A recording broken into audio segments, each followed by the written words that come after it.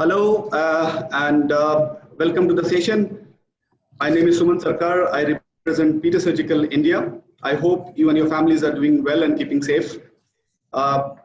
This is a webinar, very special webinar on improving outcomes of CABG surgery. Very eminent three speakers and moderator we have, Dr. Rajneesh Malhotra, Dr. Yugal Mishra, and Dr. Meherwal.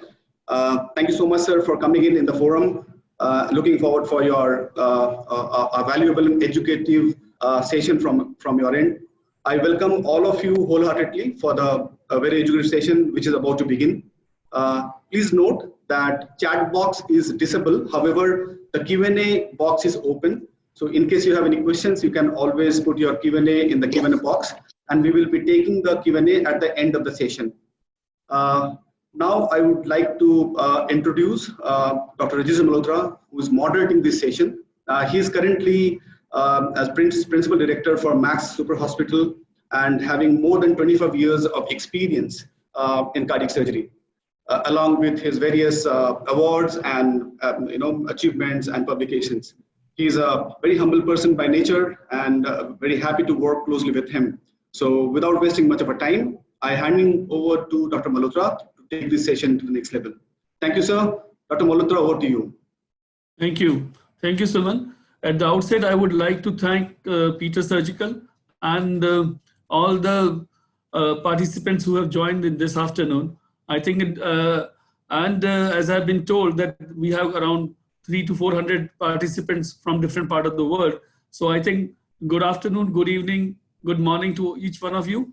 I think you all are keeping safe in this COVID times, and I'm really thankful and on my behalf and on behalf of my co-presenters, Dr. Yugal Mishra and Dr. Meherwal, to thank you for joining us today. And we have today afternoon I would say very relevant presentations today, which are going to tell us that how can we improve our outcomes in CABG. And we have two very eminent, I would say, presenters, Dr. Yugal Mishra and Dr. Meherwal. For me, both have been my mentors. They have been my teachers. They have, I would say, taught me by holding my hands and telling me to do the right kind of things. So I welcome Dr. Yugal Mishra and Dr. Meherwal for this meeting. And the first we will have talk by Dr. Yugal Mishra. He's going to tell the evolution of cardiac surgery or evolution of bypass surgery in India, how the bypass surgery has evolved in India. And Dr. Meherwal is going to take us through the conduits, different conduits, what we use for performing bypass operations. So as I said, Dr. Yugal Mishra is currently the chairperson of cardiac surgery as well as the director of cardiology as well. So of both cardiology and cardiac sciences, he is the chairperson at Manipal Hospital in Delhi, which is a multi-speciality hospital, and he has the responsibility of being a medical director there, and he has got various awards. He was previously the president of Indian Association of Cardiothoracic Surgery, and he has worked internationally, has been, I would say, involved from the very beginning in the evolution of cardiac surgery in India, and he is I would say, one of the right persons to tell us and take us through that how the cardiac surgery and bypass surgery in particular has evolved in India. So without wasting much time, I will request Dr. Yugal Mishra to take over and give his presentation, and then Dr. Meherwal will follow with different conduits what we use for bypass surgery. So Dr. Yugal Mishra, please.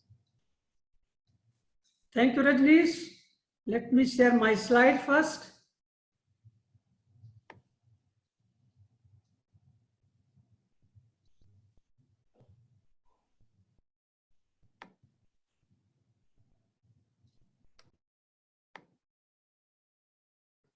At the outset, let me thank Peter Surgical in Journal, Suman, Rajneesh for such a lovely introduction. And of course, hello to my dear colleague, Dr. Jetas Meherwal. I have been assigned to talk about evolution of coronary surgery in India. I'll get through how in fact the cardiac surgery evolved in our country. At the outset, let's see what Sir, is the have you shared your screen, sir? Yugal sir, have you shared your screen? Yeah, I have shared. Are you getting that? No, sir, No. the screen is not visible, sir. If you can just do it again. Okay, so Thank you. just a minute. So I shared, just a minute. Just wait, please.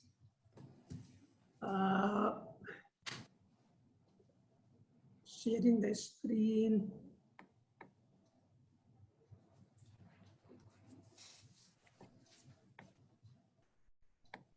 Just a minute.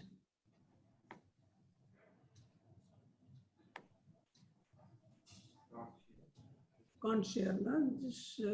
I just go back.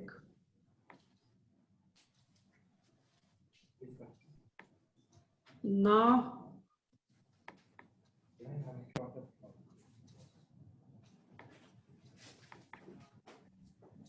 Can you see now? Yes, sir. It's now started, sir. Yes, sir. Very much. Yes, yes, we can see Dr. Mishra. Right. Sorry for that. Sir, you need to go to full screen. Right, sir. Right, sir. Thank you. Yeah. So let's see how the cardiac surgery evolved in this country. Before that, let's see what is the quantum of problem of coronary artery disease we are facing in this country. Now, if you go back to 2015 statistics, we see that in our country around 62 million people are being infected by coronary artery disease. More importantly, 23 million were younger than 40 years of age, which is very worrisome. That more and more younger patients in this country are being presented for treatment. Indian mortality is around 2.3 million because of coronary artery disease as compared to 17 million worldwide. If you see the incidence of coronary artery disease in 1960, this was 1%, and in 1994, this went up to 10%. And in this year, that is 2020, this is going to be predicted somewhere 12.5%. Now, by 2020, India will have more individuals with atherosclerotic disease than anybody all over the world. Now, the prevalence rate of coronary artery disease in India have increased from 1.6% to 7.4% in the rural area, and from 1% to 13% in urban. So coronary artery disease is all over the country in an urban area and in rural area. It's not the disease of affluent which was being initially thought of. Now, what are the unique features in Indians of coronary artery disease? Let's see that. I have already told that the younger group of patients are being infected much more in this country as compared to the Western population. And you see that in Western countries, patients who are infected by coronary artery disease less than 40 years, they were around in the range of 2.5%. In our country, the people less than 40 years are around 12 to 16%, which is really, really worrisome. Now, there is a high incidence of multivessel coronary artery disease in India. Now, there is a diffuse disease as compared to the Western counterpart, and more important, there is a distal disease. And of course, the presentation is much more delayed when the patients already develop a ventricular dysfunction when they come for treatment. So these are some of the points which are unique for Indian coronary patient as compared to our Western counterpart. Now, this is one example. You see that how diffuse this is not accepted. This is a rule to our patients, and this may be also because the nature of the disease in our country may be genetic, and also maybe because of the high prevalence of diabetes. That's why a lot of patients have this kind of very diffuse coronary artery disease, which is not very good even for angioplasty or to talk about surgery. So that's the kind of problems we face day-to-day basis. If you see worldwide, the first time the coronary artery bypass surgery was done in 1967 by Rene Federer. And after 8 years of that, in India, Dr. K. Sheridan performed the first coronary artery bypass surgery in Southern Railway Hospital, and he used vein to do bypass surgery. After that, let's see, after 1975, by 1983, there were around 35 centers who were doing around 6,000 coronary artery bypass surgery annually. In 1993, after 10 years, there were around 50 centers who were doing around 10,000 coronary artery bypass surgery annually. In 1999, there were around 11,500 coronary artery bypass surgery was being performed in our country. In 2009, 6,000, and today, now we are having somewhere close to 140 to 150,000 coronary artery bypass surgery in our country. Now, the standard CVG procedure in early 1980 were basically done by vein graft, primarily the vein graft in early 1980s. There were two target vessels because the angioplasty was not available at that point of time, and the patient selection was very good. And of course, most of the patients whom we dealt with surgically, they had a very good ejection fraction, left ventricular ejection fraction.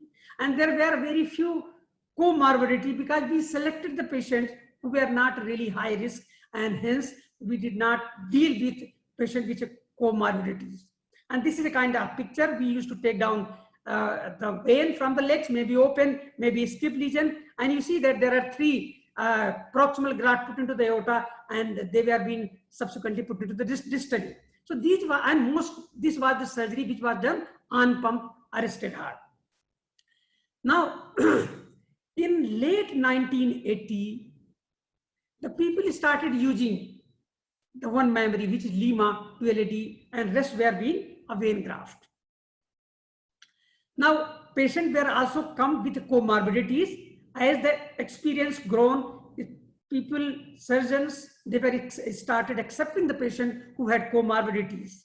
And of course, there were some patients who had with a compromised LV. So this was a gradual process from normal LV, good target, to subsequently as experience grown, patients, they had a bad vessels sometimes, they had poor ejection fraction, and of course there was a beginning of Lima as a conduit to LAD with some additional vein graft.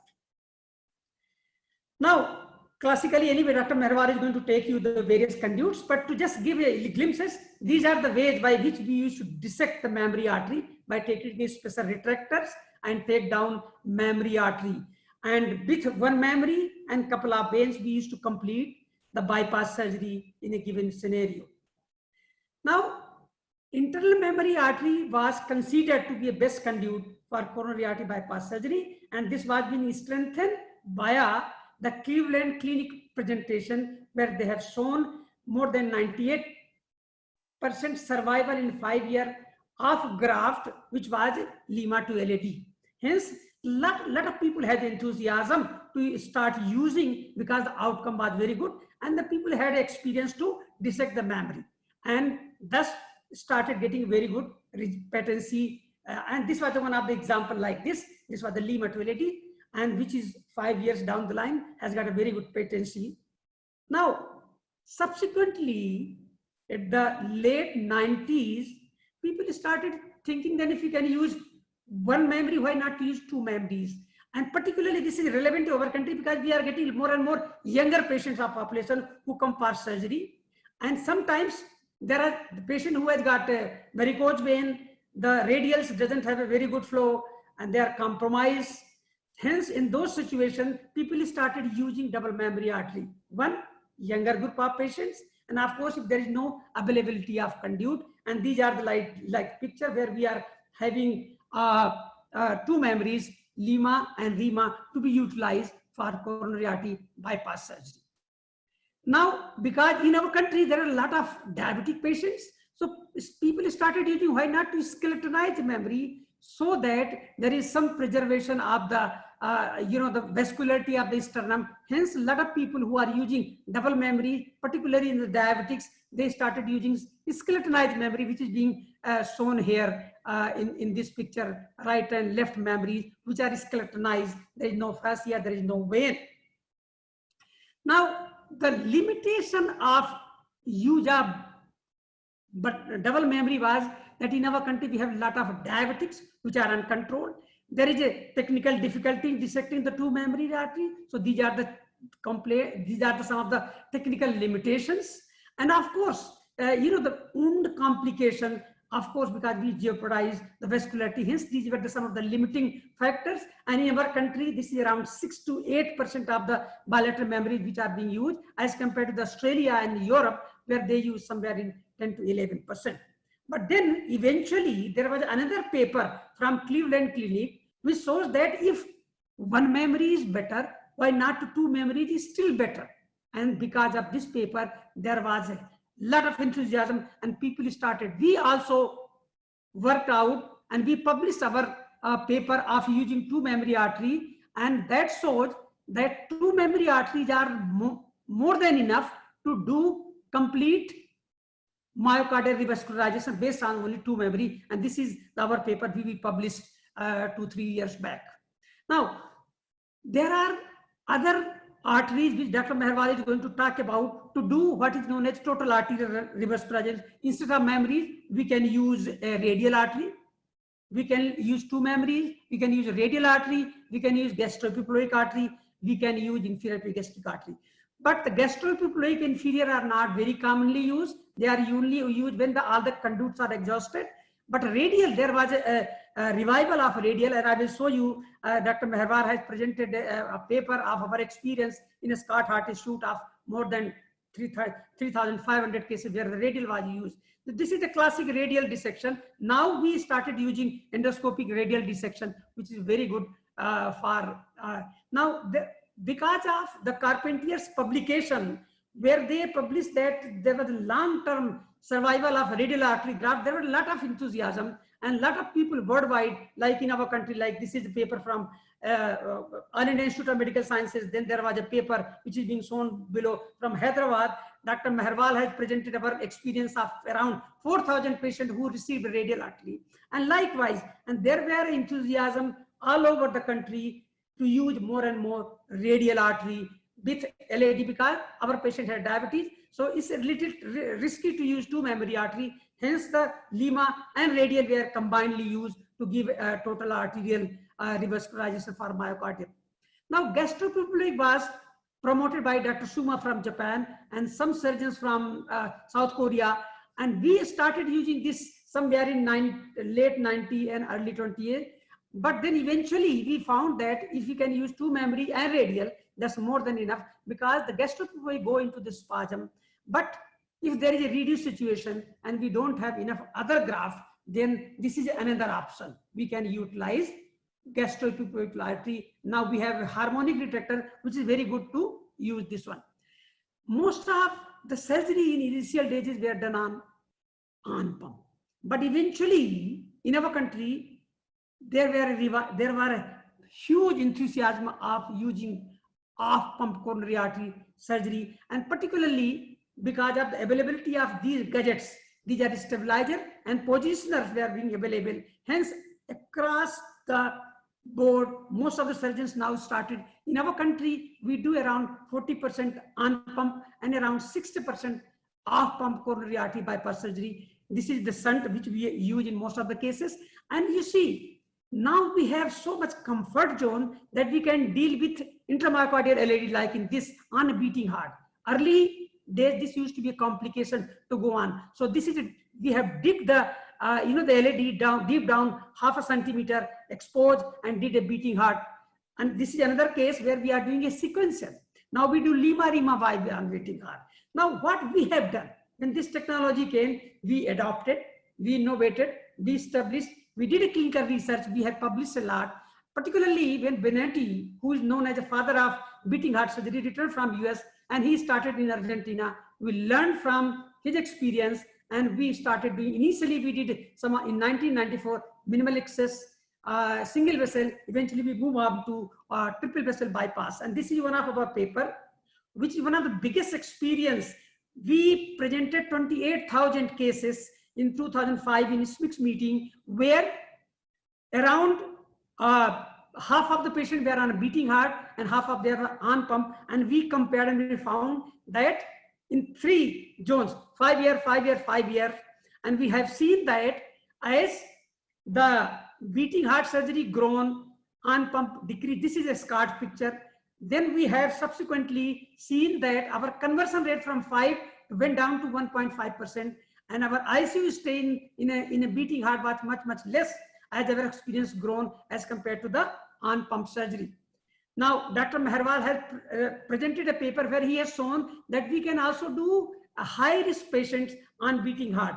Patient who has got left main disease, we can also do on beating heart. So these are some of the presentation in our institutions, and these are other presentations from All India Institute and from other centers. Now we have also shown that with a beating heart, we can decrease the incidence of cerebral problems, strokes. And this is the paper which was being presented by us, which shows that there is a further reduction in stroke after off-pump coronary artery bypass grafting in 10-year experience. Same was being eluded in Hyderabad by Gopichand Mannan and their group. So we also having experience with a regular coronary artery bypass surgery, which is primary. Then we started thinking of doing a redo surgery on beating heart. Initially, we were doing mostly on pump, but as our experience grown, because we had a lot of younger patients who were operated early on, they were coming with a block graft. So we started using a redo surgery, which was around the 4% of our total volume. And we were doing a redo CABG in that era, and also initially with the pump and subsequently on. This is the kind of classic stenosis in the graft. One here you can see at the anastomotic side, and there is the venous and arterial graft is being brought, and these were the classic pictures till the angioplasty was not very aggressively available. We were doing a redo surgery, and we use a special kind of saw which is being seen, and we develop extensive experience. And this is one of our paper which is being published in Journal of Thoracic and Cardiovascular Surgery, our 10-year experience of single and multivessel coronary artery bypass surgery, and that shows that complete revascularization was achieved in at least 75% of the patient when we were doing beating heart coronary artery redo surgery. This is another paper where we presented that some of the patients we targeted the area, like suppose one patient has got a patent lima to LAD, but the other graft in the inferior and lateral wall are blocked, then we can do thoracotomy.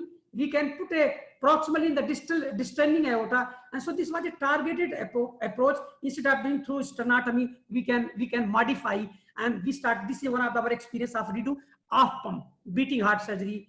Now we also use laser, which is the transmyocardial laser, to complete to the in a patient where there is a diffuse disease. We don't have any vessel to be bypassed. In those situations, we use a combined laser in some area and the bypass surgery in some area. And we did, this was the first time Dr. Cherian started in Chennai. Then we at Scott Heart Institute got the laser, then All India Institute got, and this is one of our presentation where we have shown that laser is effective where there is nothing to bypass.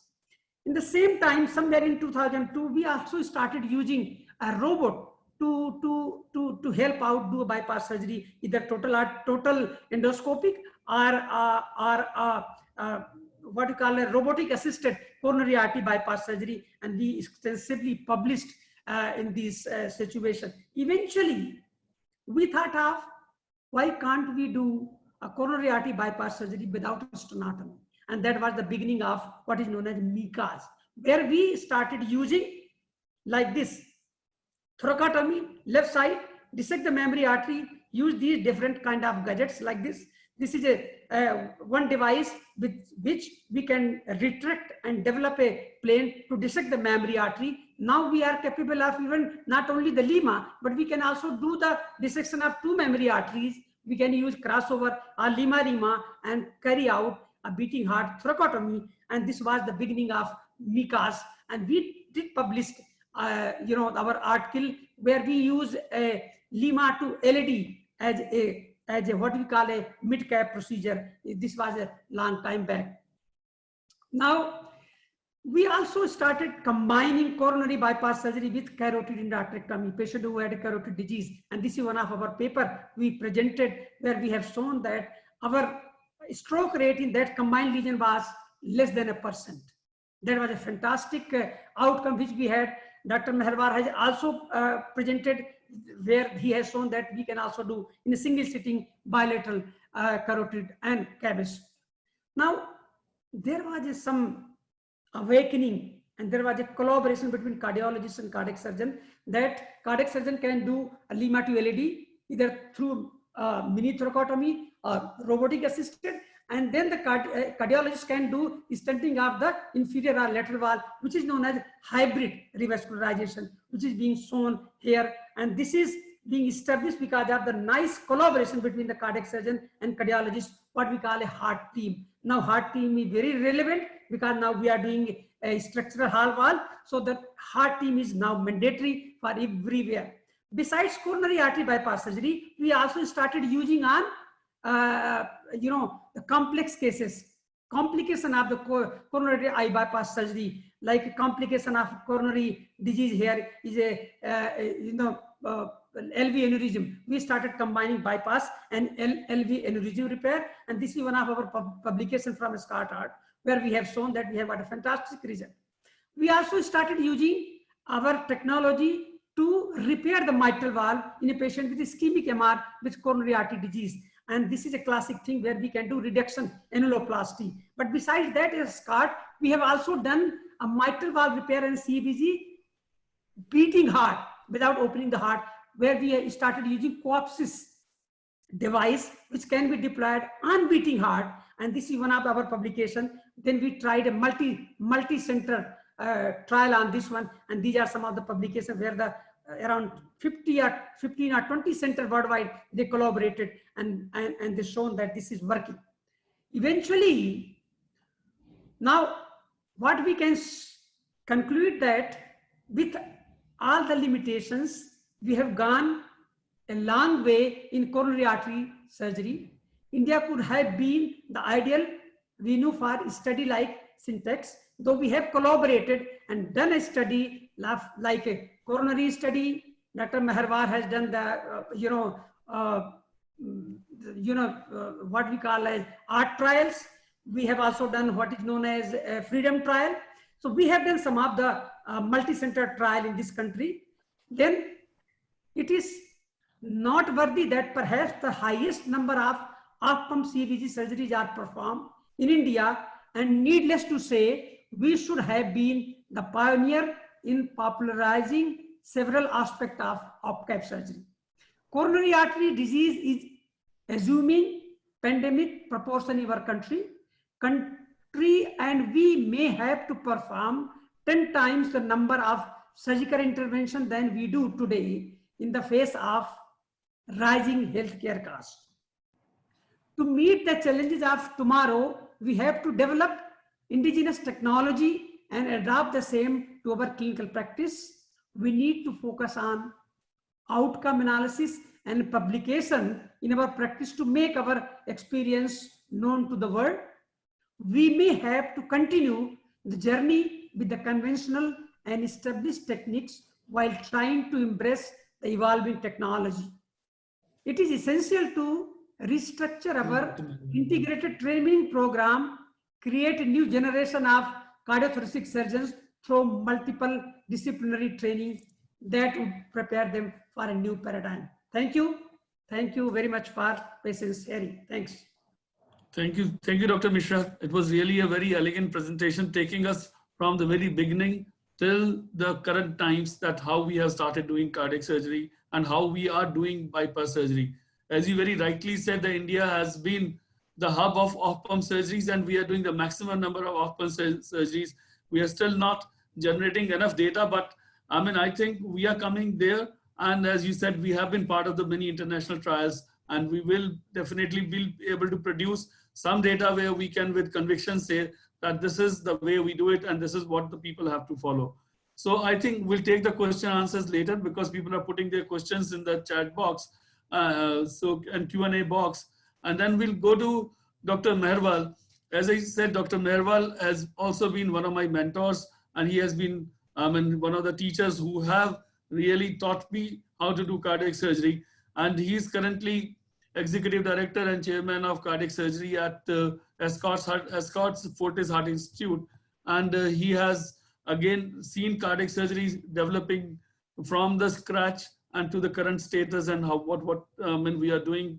And now, and he has more than 30 years experience, and he got trained in King George Medical College. Then he was at King's College London, where he was trained for, I would say, the complexity of cardiac surgeries. And then he has been part of many international trials. He has been a DNB teacher, and he has got DNB students working under him and getting trained.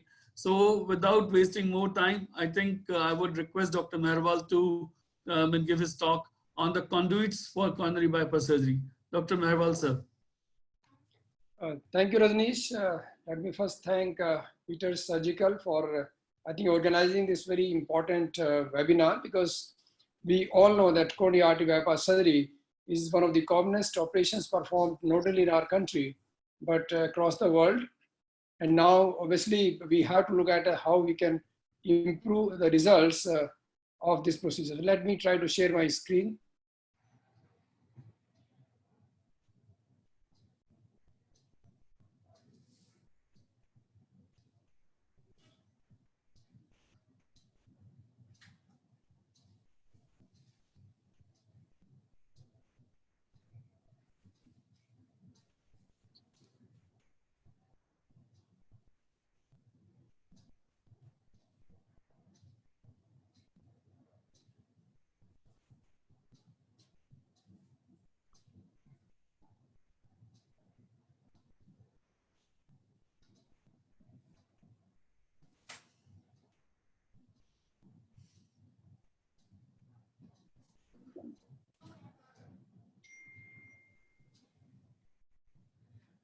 Yes, sir. We can see this. You can see it. I think evidence from RCT. I think this is your first slide. No, this is my first slide. Let me go to the.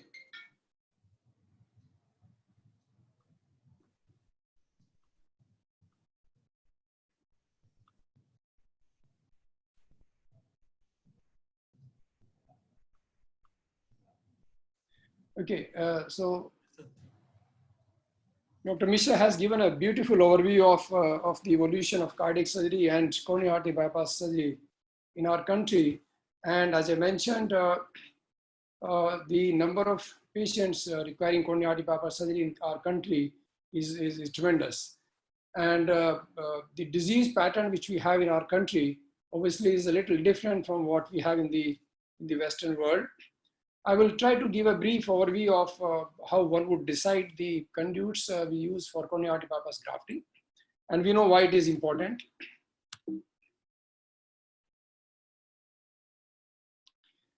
So coronary artery bypass grafting is now an established treatment for multivessel coronary artery disease.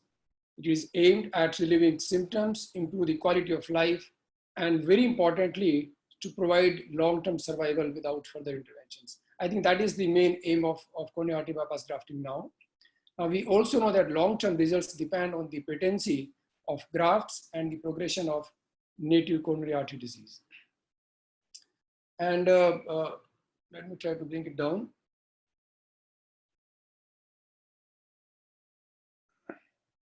So that I can see my full slide.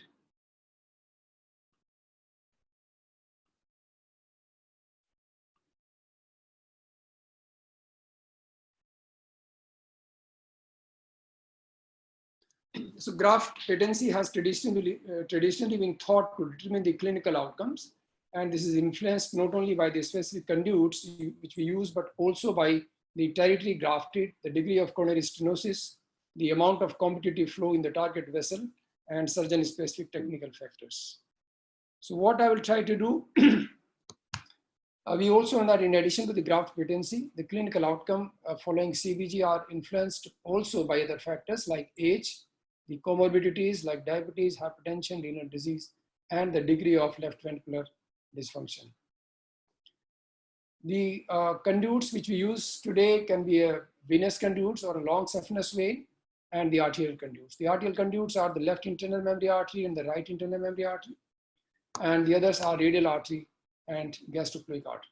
So what I'll try to do, I'll try to give a sort of a evidence-based options and the choice based on the current evidence, and to answer these questions. One, is arterial graft better than vein graft?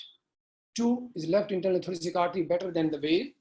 Does the use of two ITAs give us better results than single ITA? That means bilateral versus single ITA.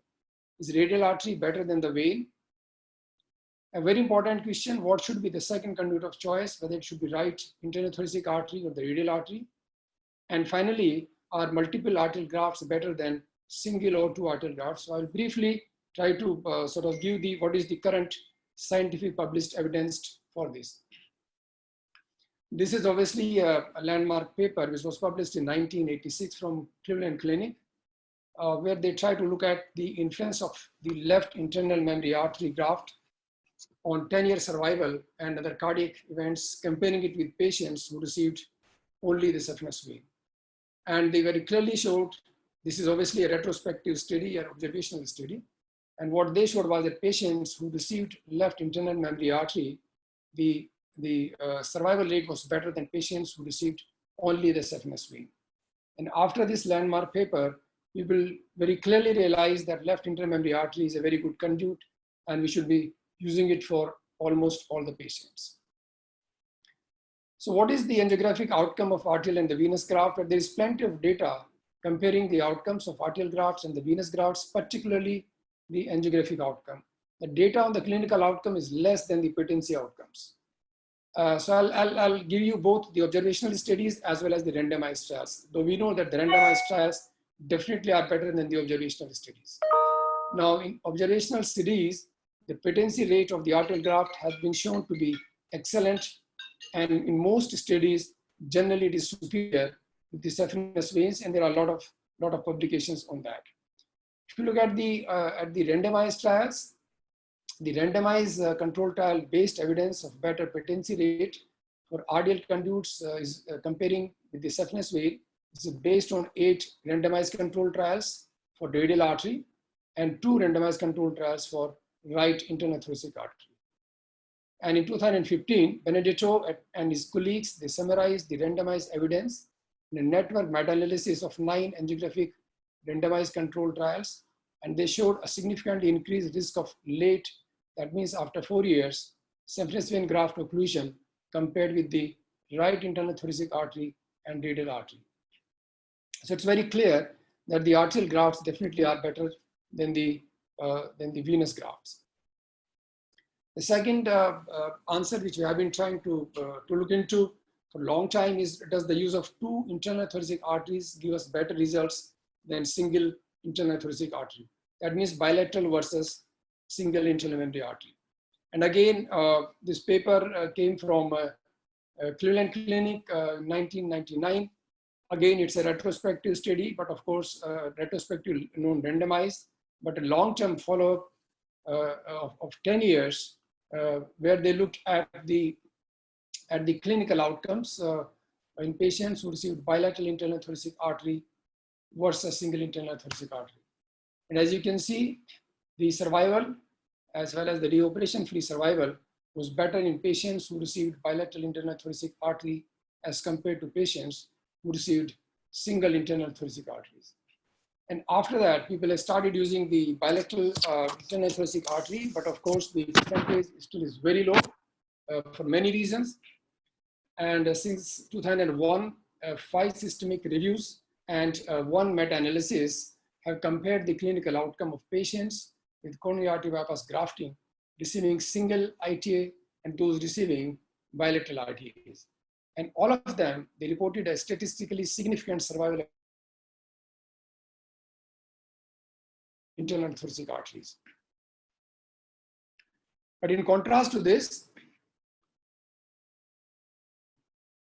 in contrast to this, the randomized controlled trials have been very limited. In fact, there have been only 2 randomized controlled trials looking at the results of single versus bilateral internal thoracic arteries. And in fact, one of them was a feasibility analysis, which was very small, and it was clearly underpowered to detect any clinical differences. And this obviously is not an important study.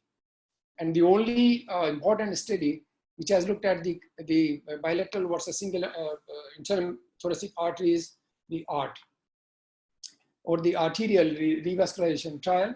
And in fact, this is one of the largest randomized controlled trials of coronary artery bypass grafting of 10 years, comparing the results of left internal thoracic artery and bilateral internal thoracic artery.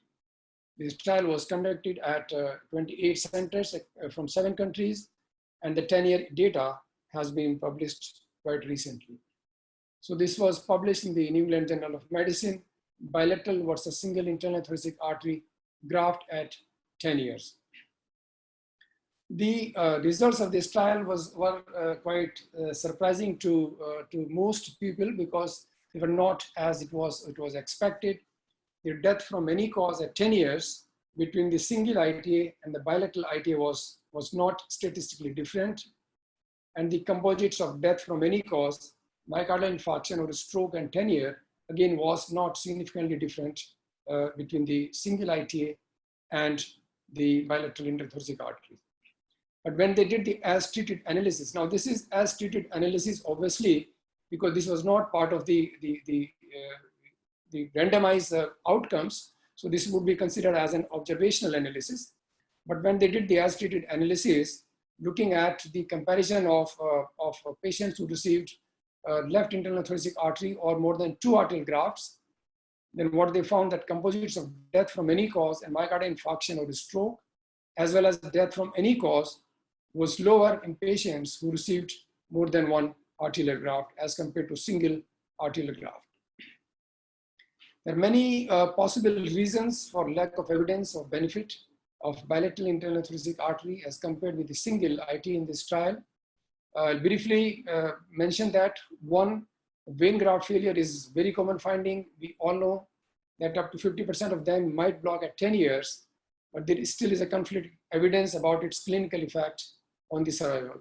So one is the patency, and the second is the clinical outcomes. So clinical outcomes don't always match with the patency rate of the conduits.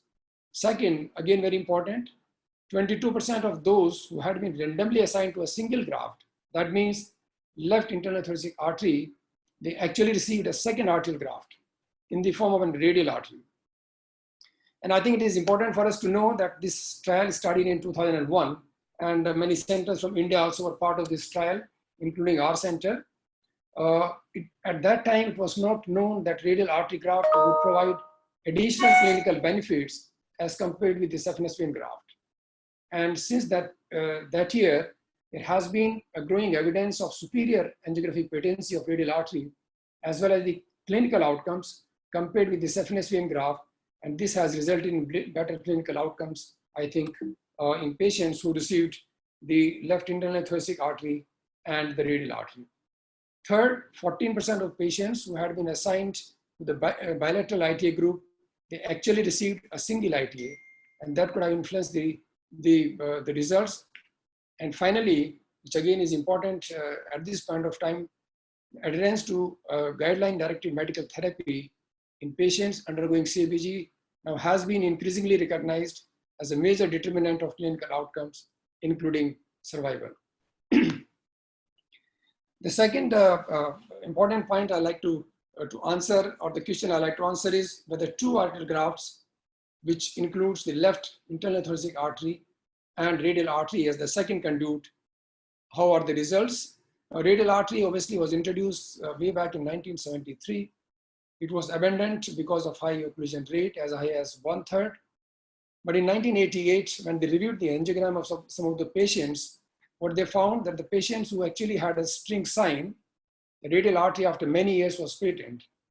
And in 1992, ACAR published 100% patency in 56 arterial radial graft, and that was the revival of radial artery. And since then, there has been a lot of publications, a lot of literature on the results of radial artery. This is a large study published in 2010 on radial artery conduit, looking at the long-term survival after coronary artery bypass grafting. And in this, they compared the 14-year outcome in propensity-matched patients who underwent isolated primary coronary artery bypass grafting using either the radial artery versus the saphenous vein. And although there was no difference between the groups in terms of the hospital mortality, the radial artery was associated with significantly improved long-term survival at 1 year, 5 year, and 10 years. Very recently, a meta-analysis has been published of radial artery versus saphenous vein as the second conduit for coronary artery bypass grafting. And in this meta-analysis, which again is a meta-analysis of observational studies, they compared the radial artery with the saphenous vein as the second conduit of choice, and follow-up was 6.6 years. What they found that there was similar risk for mortality, perioperative myocardial infarction and stroke, but there was a lower long-term mortality in the radial artery group. Now, if you look at the randomized control trials, there have been many randomized control trials looking at the radial artery, and today's there are 8 randomized control trials which has compared the patency of radial artery and saphenous vein. The 6 of them were relatively small trials, but 2 randomized control trials with the longest follow-up and large number of patients. One is the RAPS, or the radial artery patency study, with the mean follow-up of 7.7 years. And the second is the RAPCO trial, with the radial artery patency and clinical outcome with a follow-up of 10 years. And they reported a tendency towards better clinical outcome for radial artery. In 2015, a group of clinical investigators conducting trials and research related to radial artery grafting started a project called Radial Project, or the Radial Artery Database International Alliance, a very important project they started, and they analyzed all the randomized control trial publications on radial artery, and which was published very recently in New England Journal of Medicine. And what they found that in this pooled analysis, patient analysis of 6 randomized control trials, comparing the saphenous vein with the radial artery, followed for more than 2 years. And what they found that at a midterm follow-up of 5 years, the use of radial artery led to a significant reduction of composites of death, myocardial infarction, and repeat revascularization compared with the use of saphenous vein. Significant differences were also reported for individual outcomes of myocardial infarction and repeat revascularization. And also the patency rate of radial artery was significantly higher as compared to the saphenous vein. So these are the results of this meta-analysis. Now, based on the observational studies and these randomized control trials, the most recent European guidelines of coronary artery bypass surgery, it is very important for us to know that the use of radial artery to a graft with severe stenosis actually has been recommended as a class 1 recommendation with a level of evidence B, while the use of bilateral internal thoracic artery still is actually a class 2A indication, recommendation. So this is the latest recommendations, and it says the arterial grafting with internal mammary artery to the LAD is recommended, class 1 recommendation. An additional arterial graft should be considered in appropriate patients, class 2A recommendation. And in this, the use of radial artery is recommended over saphenous vein with high-grade coronary stenosis. It's a class 1 recommendation. And bilateral internal mammary artery grafting should be considered in patients who do not have a high risk of sternal wound infection. And it's a class 2A recommendation. These are the latest recommendations. Then the next is, do 3 arterial grafts add any more value? So over 2 arterial grafts, do they add any more values? There is limited data, and there has been conflict evidence from the observational studies, but in a meta-analysis, which is the only meta-analysis of propensity matched series of 8 studies comparing 2 arterial grafts versus 3 arterial graft, they found that survival was significantly longer among patients who received 3 versus 2 arterial grafts. the evidence for 3 arterial grafts from randomized control trials is very limited. And finally, the question of whether right internal thoracic artery should be the second arterial conduit of choice, or it should be the radial artery, which should be the second arterial conduit of choice. If you look at the evidence from observational data, in terms of a clinical outcome, there is a meta-analysis of 8 propensity score-matched studies involving more than 15,000 patients.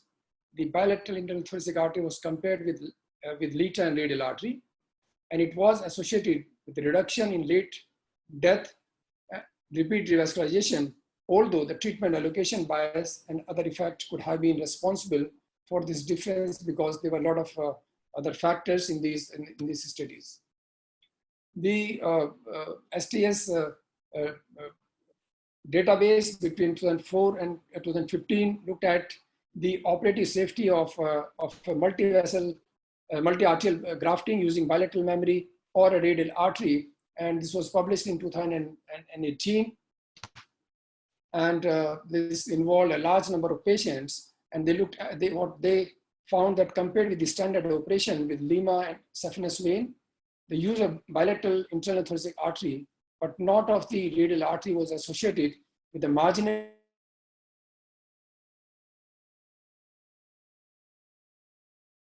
patients. Now, control trials comparing the right internal thoracic artery and the radial artery. This is a large trial called RAPCO trial, radial artery patency and clinical outcome randomized trial, and the 10-year outcome, 10-year data has been published. And what it showed that there was similar occlusion rate. It's 8% for radial artery, 11% for right internal thoracic artery, but there was a better overall survival while using the radial artery as compared with the right internal thoracic artery. This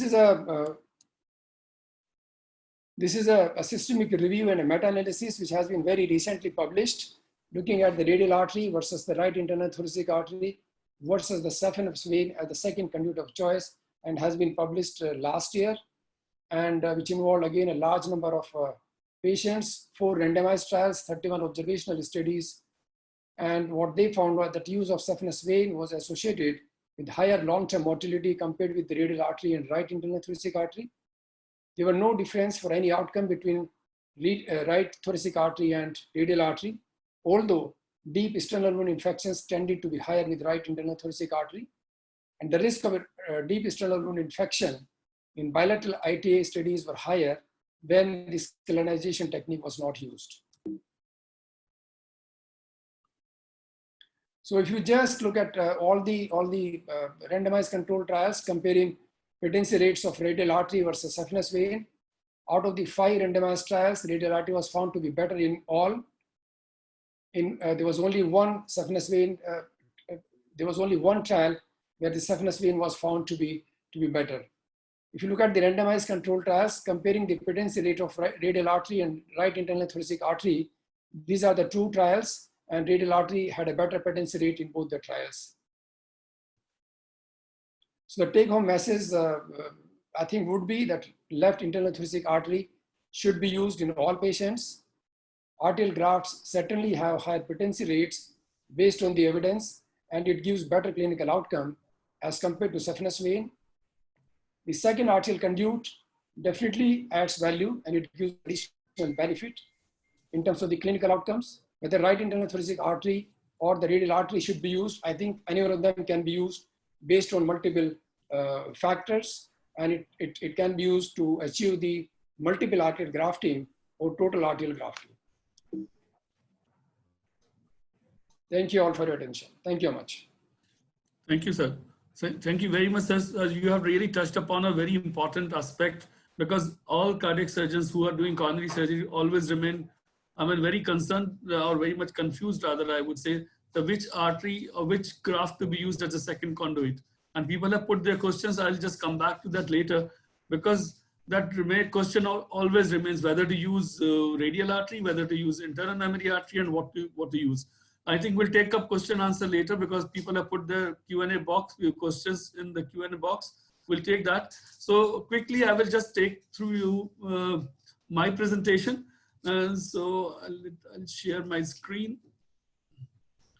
So what I'm going to talk about is like, as Dr. Mishra and Dr. Marwal both will agree that when we do coronary surgeries,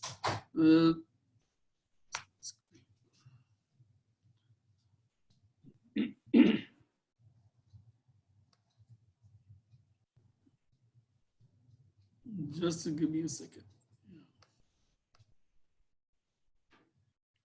Whenever we are doing coronary surgeries, I would say we still are very much concerned about our outcomes, and whatever best way we may do, whether we do off pump, whether we do on pump, still there are certain complications which keep on happening.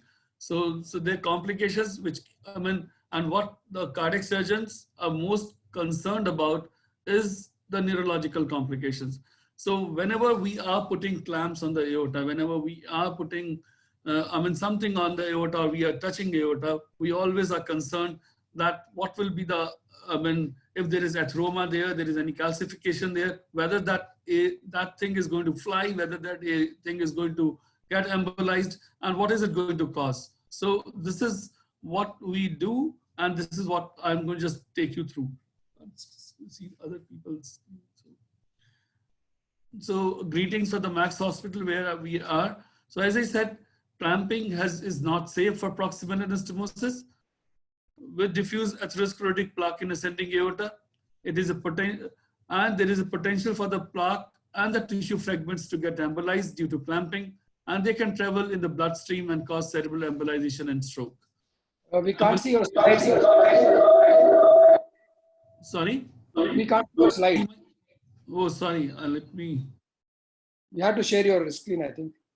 I think I shared. So let me go through it again. Can you just...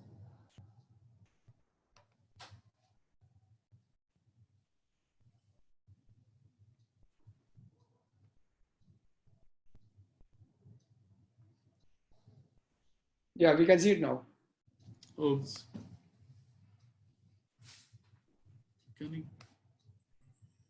Can you see it now, sir? Yeah, we can. Thank you. Okay, sorry about that. I thought, because slides are moving here, so I thought I am sharing that.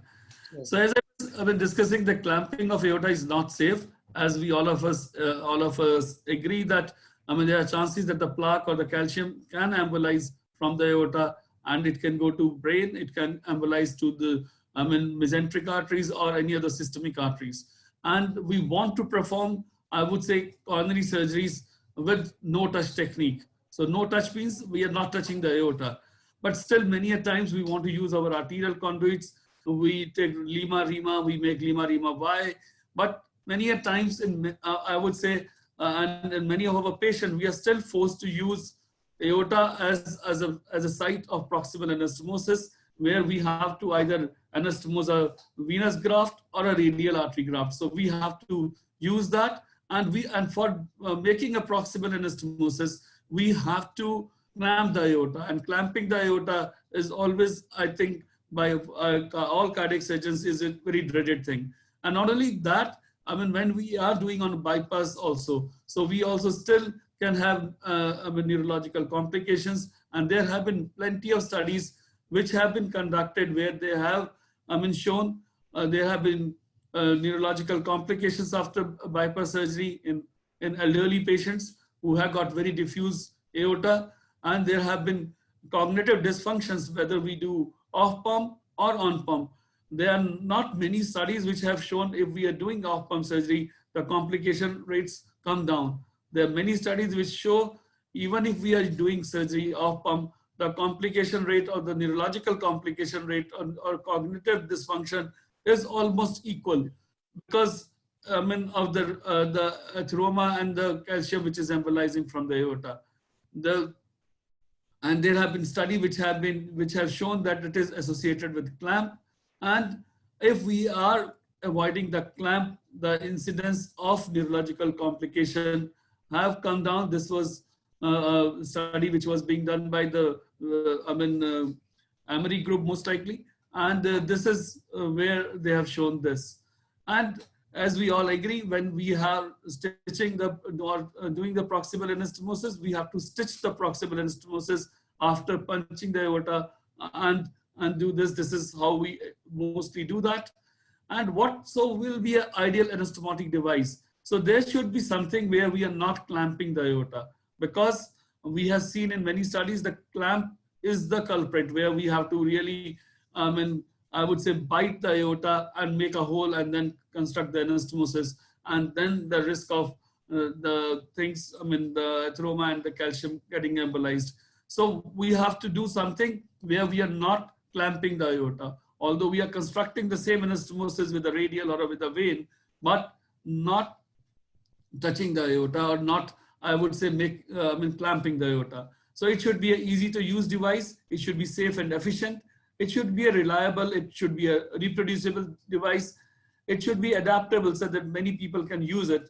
It should be available, and it should be atraumatic, and should be a high quality, and should have predictable outcome. And we should be able to use multiple times, multi-use for multiple proximal anastomosis.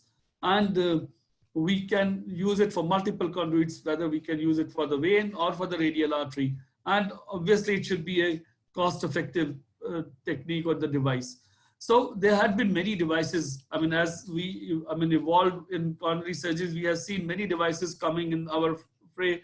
I would say 15, 20 years back, where there were so many devices, which when we started off pump surgery and minimal invasive surgery, there were so many devices which were being used to construct proximal anastomosis. But only 2 devices, I would say, have stood the test of time, are available now. One is HeartString, and another is a proximal and closed proximal anastomotic device. So HeartString is kind of a device where we do make a hole in the heart, and once we have made a hole in the heart, there is an inverted umbrella kind of a structure which blocks the hole which we have punched in the aorta, and the hole in the aorta, sorry, not in the hole in the heart, it's a hole in the aorta for constructing the proximal anastomosis. So this is occluded by this umbrella kind of a device, which is like an inverted umbrella, which we have to, which is seen here in this cartoon. So this occludes this from the inside, and we can construct the anastomosis. And the drawback of this device is, once you have constructed the anastomosis, you have to pull this string out. That's why they have called this as a HeartString. This string unfurls and you have to take it out. And for constructing another anastomosis, suppose a patient requires 2 or 3 proximal anastomosis, so you have to use a new device, and you have to take a newer device to construct that. And each device costs around $500, $600. So suppose you have to construct 3 proximal anastomosis, you have to spend say $1,500 or $2,000, which is a very, I would say, cost issue, especially while we are dealing in India. So this HeartString is still being used. Many people use it for, I would say, constructing proximal anastomosis for, I would say, a minimal invasive surgery, but it's not regularly being used. And when we, as I was discussing, we put the clamps, we can see the experimental models. When we have put the clamps, we can see the mark of this. And this is what we see. The mark has affected the aorta and caused, trauma to the aorta. And this enclosed device is designed specifically to obviate the need of putting a partial or proximal clamp. It provides the surgeon with stable bloodless field and without compromising the hemodynamics of the patient. So you can have the patient hemodynamics, you can have adequate blood pressure, you can put this device and construct your proximal anastomosis. So as I said, it eliminates the use of clamps. It reduces the cross clamp time if we are using this while we are, while we are constructing proximal anastomosis on cardiopulmonary bypass or on pump. And there are no major or minor neurological deficits in the postoperative. There have been studies which have been conducted. It can be safely used in high-risk patients, even in the diseased aorta, because we find the aorta many times when it is atherosclerotic. So still we find soft spots. And if we find soft spot, we can put this device and construct our anastomosis. And I find the best part about this device is that we still maintain our gold standard, because we are constructing these anastomoses manually, as we construct our regular anastomosis. So whether it is a vein or radial, so we construct the manual anastomosis. So there are no chances that, I mean, the way we do it, so we have to, I mean, we have to change it. So this is enclosed to proximal anastomotic device. So as I said, I mean, it reduces the risk of, or reduces the risk of putting a partial clamp, or so we are not putting a partial clamp altogether. So it has, it comes in a, I would say, packing where we have enclosed device. It has got a tool, which is actuator tool, which is like a screwdriver where we can just tighten this, and there is an aortic punch and the needle. So all things are coming in one box where we can use the whole device as one. So you need not look for a needle or something to tighten the device. And enclosed to device comes with 5 packs of 5. So I mean, one device, I mean, one pack you order, you can have this. So it has got different punch sizes, because when we are constructing proximal anastomosis, we require many times with the veins a smaller punch. So it has got 3 punch sizes. On that, the different codes are there. The punch size is 3.5, 4, 4.5. So there are 3 sizes of punch, aortic punch. The rest of the things remain same.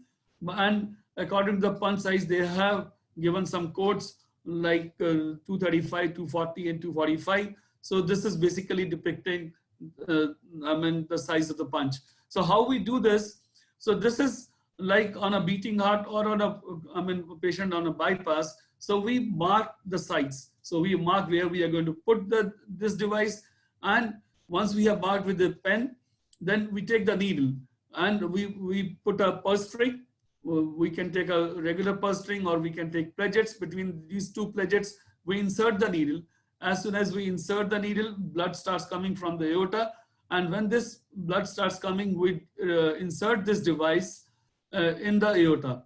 Once we have inserted this device, the thing which goes inside the aorta has got a membrane.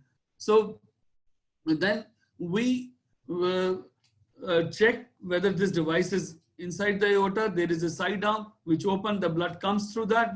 We are sure that it is in the aorta. And then we open this membrane. The membrane gets open. Once the membrane in the inside gets open, we with the help of, there is a yellow button which you can see here, and with the help of this screwdriver, you can screw the upper limb of this, the upper jaw of this, which sits on the lower jaw, and then this device gets closed. Once this device has got closed, so we make a nick. Once once we have made the nick, there is no blood coming, because this membrane has occluded the whole area where we have made the nick. So then we take a punch, and whatever punch we have selected, and this is the punch, the aorta has got a hole now, and we construct the anastomosis as we regularly do, whether we are using radial artery or venous graft. And this is how we construct in a regular way, whichever way, whatever our technique is. So these are very few simple steps by which we can construct our anastomosis. Once we have constructed one anastomosis, you can change the place which we had already marked for the second venous or the radial or whatever graft, and then maybe third one, fourth one, whatever you use. So once we have constructed all the 3 or 4 anastomosis, the proximal anastomosis, and then you lift the upper jaw, unscrew with the screwdriver again, and close the inner jaw, and take out this device, and close the hole which you have made where you have already taken a pulse string, or there was a pledget there. So we just close that and complete our surgery. And there have been some studies where they have seen if this enclosed device also makes some marks or something. So there are no, I mean, I would say, damage to the aorta when this device has been used. So it is done in autopsy studies where they have found there have been no damage. And there have been clinical studies because this device, the first one was introduced some 10 years back, and there have been studies which have shown this device is pretty safe and does not cause any embolization, and the neurological complication rate is almost zero or no neurological complication rate when we are using this, and close to, I mean, we can say manual proximal anastomotic device. And this is, I mean, I have used it in many patients. I have and have found it to be very, very, I mean, useful device. I have used it in even in the redo surgeries, because in redo situations, many times we find that one or two grafts of the I mean, coronary arteries are still patent, and patient is, and especially when you are doing off pump surgery and one of your graft is patent, and if you try to occlude by putting a proximal clamp, your that graft's blood supply gets occluded and the patient can immediately become unstable hemodynamically. So just to overcome that, I have used this device in redo surgeries as well. So we can let this graft keep flowing. As the graft is flowing already, you just mark the other areas where you can construct the anastomosis and then do it. So that way your proximal graft, or your graft which was functioning, keeps on functioning without giving hemodynamic instability to the patient. And for redos, I mean, as you have to always check with the epi-aortic, so you can find a place where you can put this device and construct this. So there is a small video, I mean, which I'm going to run, which will give you an idea, and then I will try to show you that how we do it. I will show you on a model. So this is how the device looks like.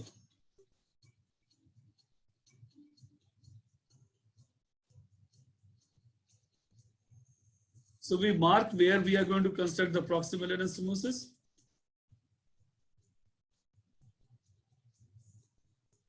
And we take a pulse string and take 2 pledgets. We put the needle there.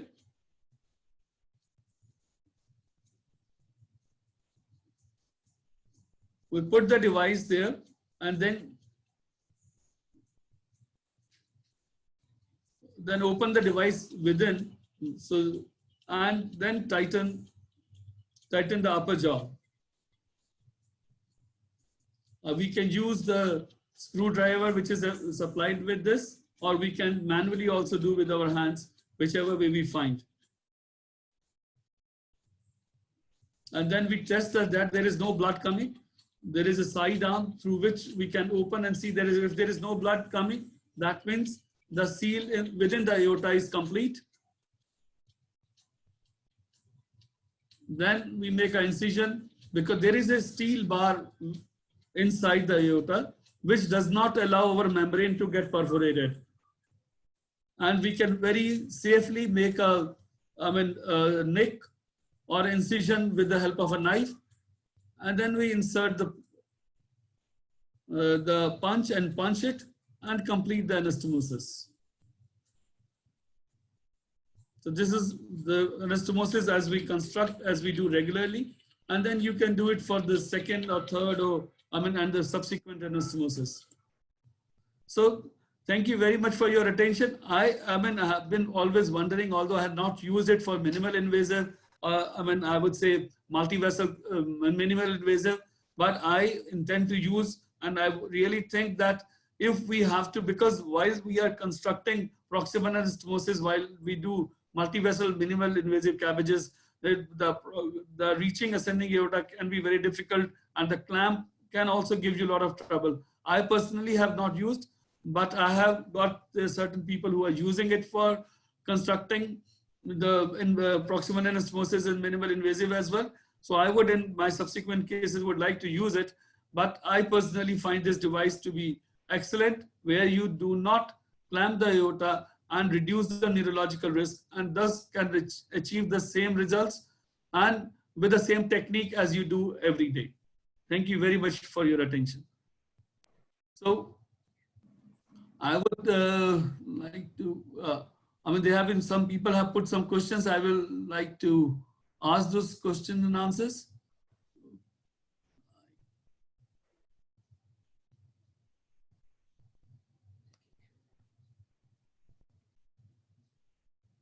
can you just bring it again?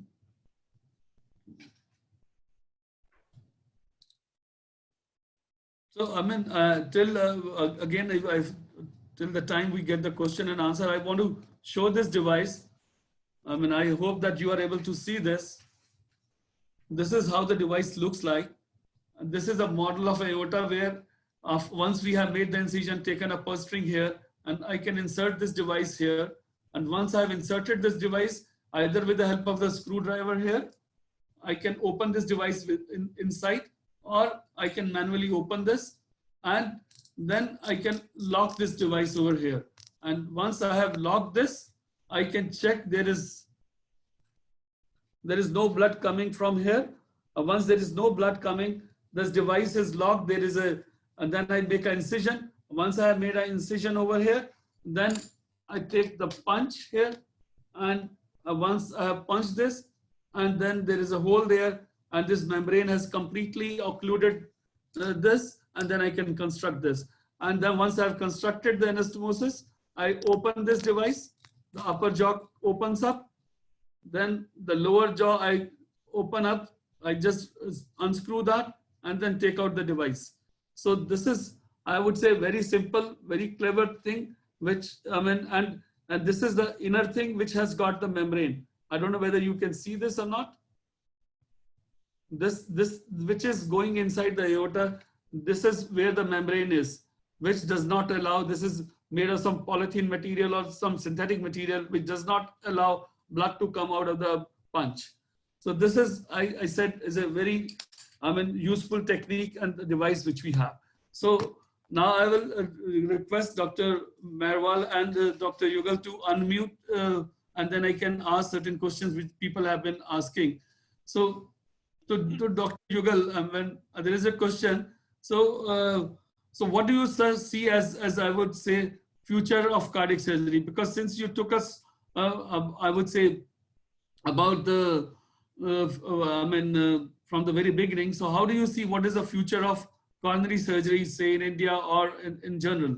So because, I mean, many people keep on seeing that, I mean, we are doing angioplasties and they will not be requiring any more surgery. So what do you see as the future as? So let's see what happening to the US. Everybody, evolves around, started, there was a significant drop of say 5, 6, 7, 8 years back in US coronary surgery, and now there is a revival. And now the coronary surgery is static. It's not going down in US. In our country, there are a lot of patients are going to come down for a treatment for coronary artery disease. Now, as we see that there are a lot of diffuse disease. So those are the patients who cannot be managed by angioplasty, or there are some patients who are also having, along with coronary artery disease, they have got a complication of coronary artery disease in form of mitral regurgitation, in form of, the aneurysm. So those are the group of patients who are definitely going to come for surgeons. And as such, our patients' affordability is increasing. There are a lot of government schemes which are coming up. Ayushman Bharat is going to push a lot of patients who are not able to afford this to become affordable segment. And we are going to see that at least in our country, there will be 10 to 20% increase in coronary artery surgery, at least 10%, which we are seeing since last 10 years. This is going to go further. So we, another 10, 20 years, we are going to have a constant increase in the volume and number of cases of coronary artery disease. Okay, sir. So there is another question which says that what is your approach for long segment diffuse lesion endarterectomy? Is an alternative or not? No, so I because of the paucity of time, I did not show. There is a presentation, there is a publication from our country even, and Dudley Johnson was the one who used to have a long endarterectomy and patchplasty. Now the people are doing like, you remember this, you yourself have published that if you put in a memory long hood after incising the artery, the chances of patency is much more. So there in our country, if there's a diffuse disease, you lay open and then put in a lima in a LED situation, and in a vein or a radial artery in other situation, and you are going to have a good result. Instead of doing extensive endarterectomy in LED, because in LED, if you endarterectomize, you are creating a pipe, because you cannot take out the thromba from the septal arteries or small diagonal branches. So it's nice to lay open the artery and then put in a nice a lima patch, and we are doing on beating heart, so there is no question of increased cross clamp time, and that gives a very good results. Or if there are enough space in between, you can do a jump graft in the LED. I have done in some of the cases 2 to 3 jump graft in LED if there is a segmental, but if it is a diffuse, then you can do thromboendarterectomy, what is known as thromboendarterectomy, and lung patch. Yeah. So there was another subsequent question which you have already answered. So which was saying, what will be your grafting protocol if you do endarterectomy? So I think you're going to follow the same. So now the endarterectomy again, particularly the endarterectomy is very common when we open up the right. Now, as such, now we all know that the results of endarterectomy are not very good. So conventionally, we try to avoid and go distal, like in LED. Now, if there is a diffuse disease, then I just mentioned, instead of doing endarterectomy, do thromboendarterectomy, put in a only patch. Like in right, I try to go to distal instead of by seeing if there is a right main. If you inadvertently open, then there is nothing to do. You have to do endarterectomy. And then if you are doing endarterectomy, now we have a lot of antiplatelet drugs which are available, Brilinta and all, which can give little better patency as compared to when we are using only a single antiplatelet agent. So there is a question for Dr. Merwal. Sir, there is a question, what will be your choice, like bilateral memory or Y or in situ memory arteries? So what would be your choice? So I think, as far as the arterial grafting is concerned, let me clarify a few things for at least for the younger generation. The two things are very clear now. One, the two internal memory arteries, or the one internal memory artery and the radial artery, or all the three arterial grafts should go to the most important arteries. So that means if you are using bilateral internal memory artery, it should go to the left side, which obviously is the important thing. As far as whether you use it as a in situ or as a free graft, as Lima Y, there are, as far as my information goes, comparable results between the two. If you can do in situ, then obviously in situ probably would be better, but in situ will not be possible. I'll give you an idea. When I was in London, about 70% of our patients used to get bilateral and thoracic artery. In fact, King's College Hospital at that time was, and Oxford, these are the two largest centers doing total arterial and bilateral internal memory arteries. Our standard operation was a right internal thoracic artery going to the left anterior descending artery to the LAD, the left internal memory artery going to one of the OMs, and a gastrocolic artery going to the PDA. So this was a routine in almost 40%. In the rest, 30%, RIMA going to the LAD, the left memory to the OM, and away to the right system.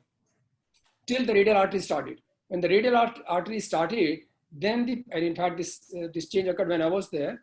The pattern changed from left memory going to the LAD, the radial going to the right, and the right actually a lot of people used to take to the OM through the transverse sinus or directly. Now in India, obviously you cannot take the right internal memory artery to the OMs because of the length issues. Even through the transverse sinus or anterior is difficult. So I think Lima Y obviously is, if you look at the practical aspect, it really would be more feasible, but both the options probably would give the same results. And I fully agree with you, sir, what you are saying, because in India, we don't get enough length for, RIMA to reach everywhere. So there is another question, sir. So there is, which one is bypass better? To bypass RCA, what is better? The right internal memory or the radial artery? What would be for the RCA? Yeah, I think I partly answered that, and really the answer would be none. because the arterial graft you want to use for the left system, unless right is a dominant system. So if it is a dominant system, you would like to use the arterial graft for the right. The right internal memory artery in our country will not reach the PDA. See, in RCA, the dictum is that you should try to go as far as possible. And maybe if it's a reasonable size PDA, go to the PDA, not to the RCA. And the right memory will not reach the PDA or the distal right. In that case, the radial artery would be a better option for the PDA. But if it is a left dominant system, both the arterial conduit should be used for the left side. And maybe for the right, one can use a vein. Yes. So there is another question. So is there any study which has compared endoscopic radial harvested and the right internal memory? So which is comparing both? Endoscopic radial harvesting and right internal memory artery. Yes, sir. So results of both. Not to my knowledge. Not to my knowledge. Unless I missed. I haven't read any study of comparing the endoscopic harvesting of right memory with the radial artery. And Dr. Mishra, if you are aware of this, I'm not. No, radial, yes, radial. We are also doing now endoscopic harvesting. The REMA, if we have, like I do, if I have a robot, I can use a robot to dissect the REMA, which we can. That is a kind of endoscopy. But as such, with the endoscope, I don't think that we are very comfortable with the endoscope, because this is a two-dimensional view, and the rigid instrument is a very painful. Yes, with a robot, I have got extensive experience of dissecting the REMA and LEMA, and now again I started in Manipal Hospital use of robot, but I have not done a REMA. I am restricted myself to the LEMA only, but I do extend.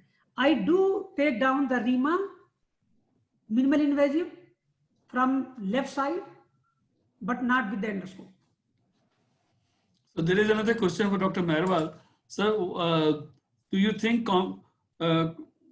compromise outcome if we share LETA as a sequential graft or as Y anastomosis or with RETA as compared to the LAD alone?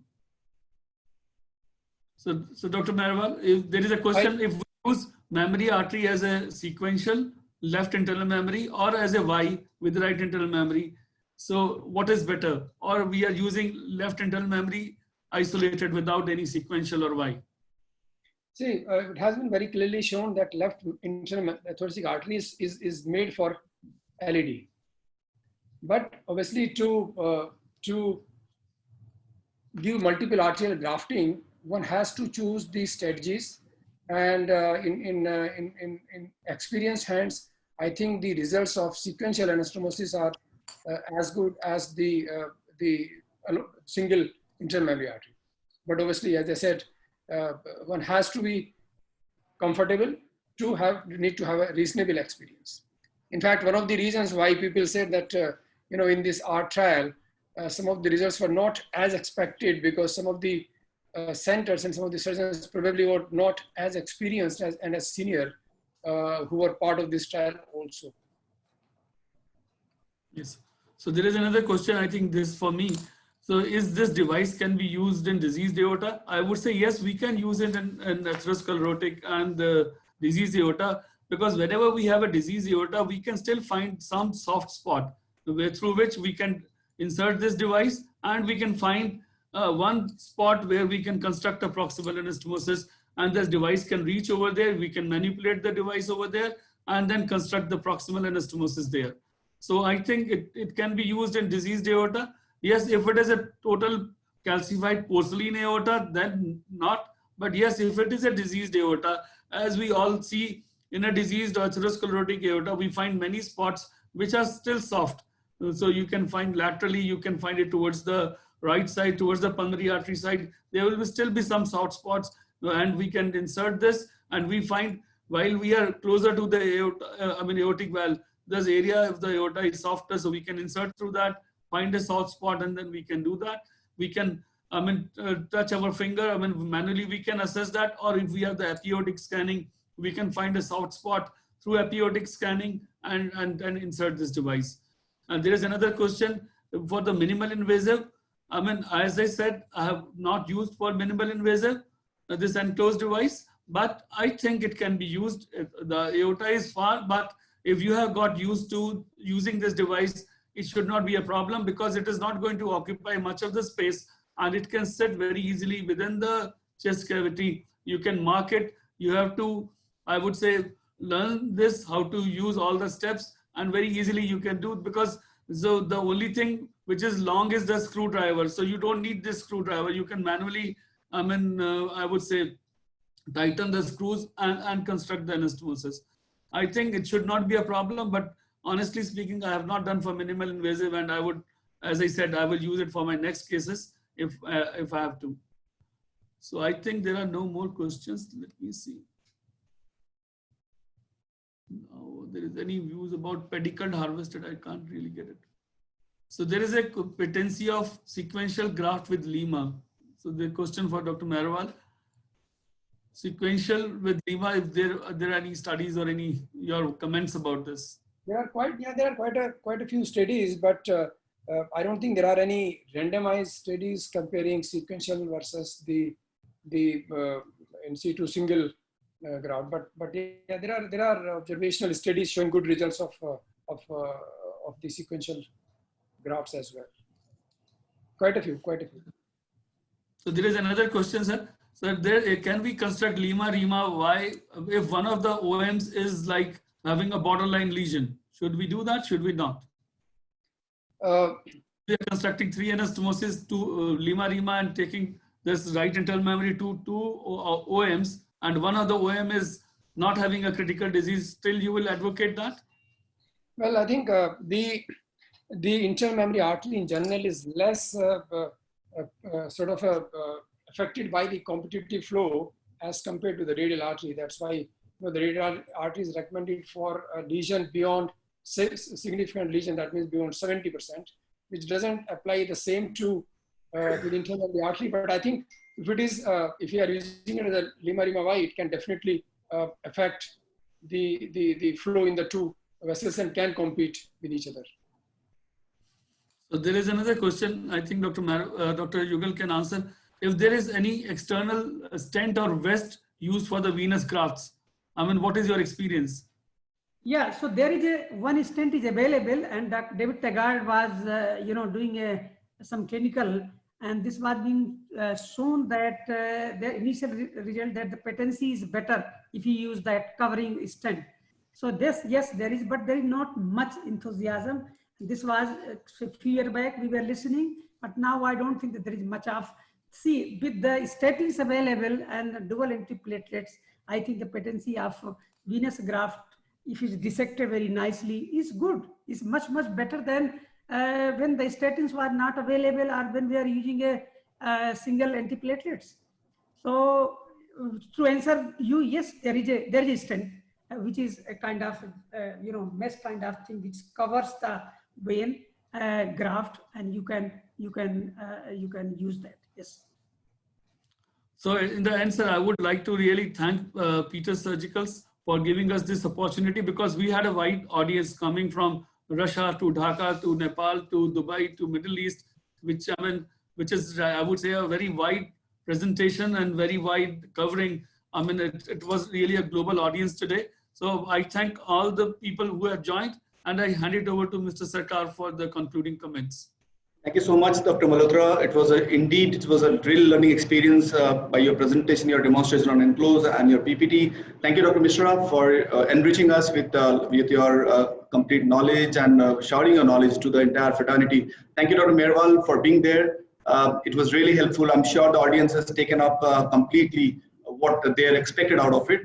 Thank you so much for coming in. And in case any questions after this, we will take it one-on-one and we'll send it to you for any of the answers where audience may look forward for your responses.